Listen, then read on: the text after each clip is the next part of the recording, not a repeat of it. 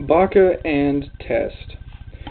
I watched this entire anime yesterday because it's the first week back to school after about 3 weeks of break, and I've been pretty tired. So I get home and I really don't feel like doing anything. So I get on my Xbox and get on Netflix, and I had been asking a couple of my friends what to watch because I needed something to watch and review, but I had no idea. So I heard that this show was good, and I had gone through Netflix a couple of times before this and had seen this show and thought, nah, maybe someday. It looks like it could be entertaining, but I never really thought much of it, and I probably never would have watched it if I wasn't told that it was really good.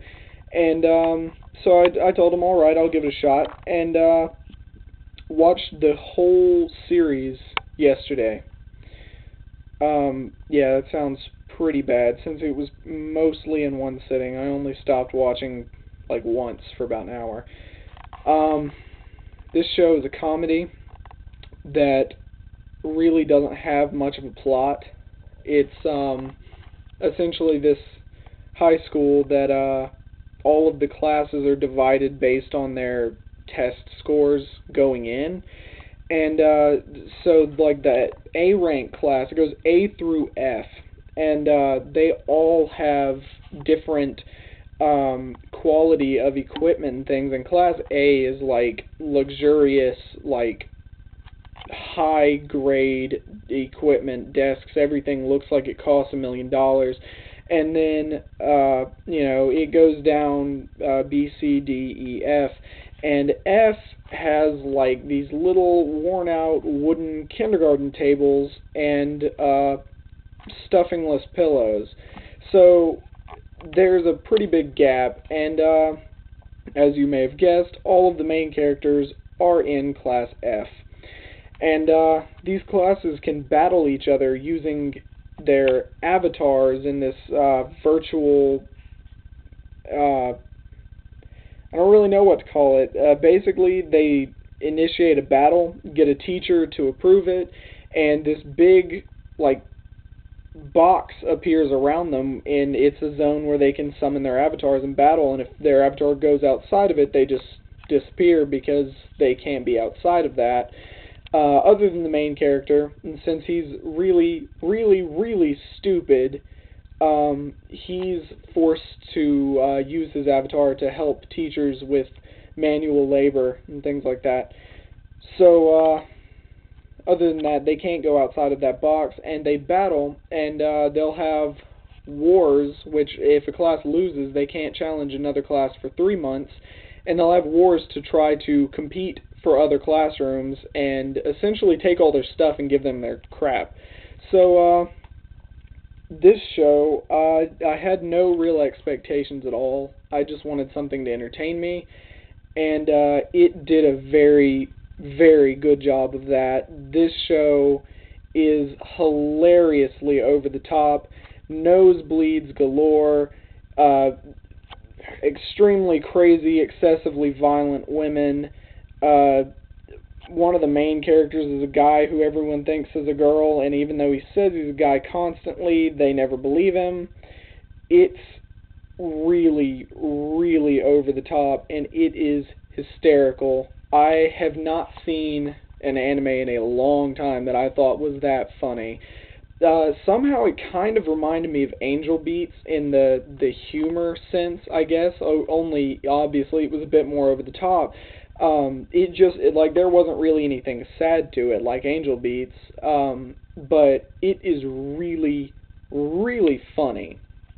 And that's really all there is to the show, is just constant nonsensical humor because there's not much of a story. Obviously, Class F tries to battle to get to Class A, which is what everyone wants, but they are all idiots. So it's basically just a story of them doing stupid things, and there's only like one particularly really smart person in the F class, and it's because they got sick and like passed out during the entrance exam, so they could not be in class A where they belonged.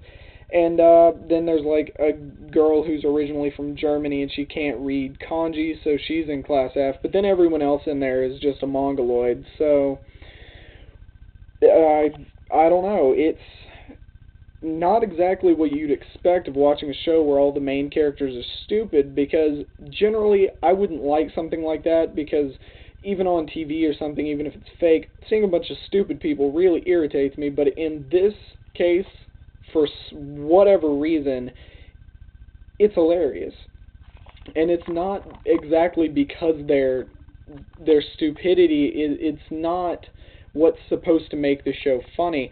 It's just the reckless, rambunctious, over the top, just insanity of the show that makes it so entertaining.